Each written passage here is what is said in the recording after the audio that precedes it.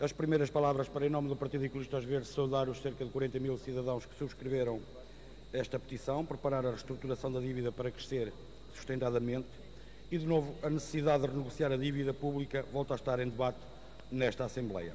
De facto, face às opções do Governo PSD-CDS, que têm delineado o caminho a seguir para pagar a dívida, não surpreende que os portugueses estejam preocupados e se mobilizem na esperança que o Governo e os partidos da maioria olhem para estes últimos 3 anos e meio e possam perceber que este, de facto, não é o caminho.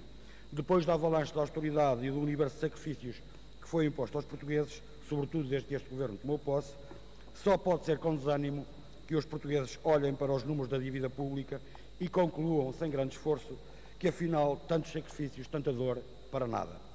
Apesar dos sacrifícios, a dívida pública continua a crescer. Ora, isto significa que alguma coisa não bate certo, que alguma coisa está mal. Este Governo, quando tomou posse, encontrou a dívida pública nos 96% do PIB. Não se cansou de impor sacrifícios em nome da dívida. E hoje a dívida pública está nos 134% do PIB. Afinal, tantos sacrifícios para quê? Tantos sacrifícios e a situação está pior. Agrava-se de dia para dia. Ora, face a este quadro, se queremos pagar a dívida, se queremos de facto criar as condições para o crescimento, se queremos criar as condições para travar esta onda de sacrifícios que está a ser imposta aos portugueses, a renegociação da dívida surge neste contexto como inevitável. E quanto mais tarde vier, pior. É exatamente por isso que os verdes entendem que só nos resta um caminho. E esse caminho começa pela renegociação da dívida para depois nos podermos virar para a produção nacional, porque se não produzimos, não criamos riqueza, e se não criamos riqueza, nunca teremos condições para pagar a dívida, nem sequer para ganhar qualquer credibilidade externa. É, aliás, nesse sentido que recaem as preocupações dos subscritores desta petição, quando referem que nenhuma estratégia de combate à crise pode ter êxito se não conciliar a resposta à questão da dívida com a efetivação de um robusto processo de crescimento económico e de emprego num quadro de coesão e de solidariedade nacional. E é exatamente isso que se exige, porque é exatamente isto que o Governo não está a fazer. O Governo não canaliza recursos para a nossa economia, logo não teremos produção.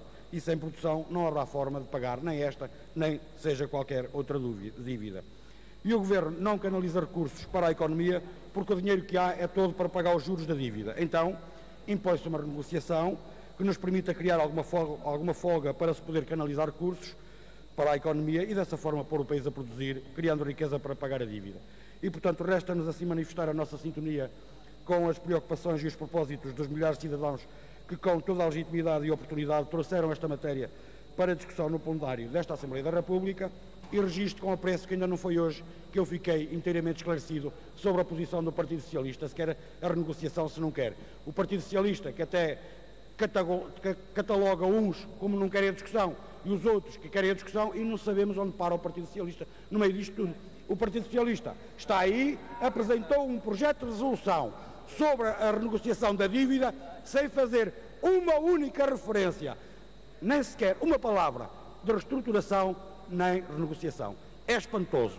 A única referência no projeto à reestruturação da dívida é porque foi quando citaram o título da petição. De resto, ficamos sem saber, afinal, onde para o Partido Socialista.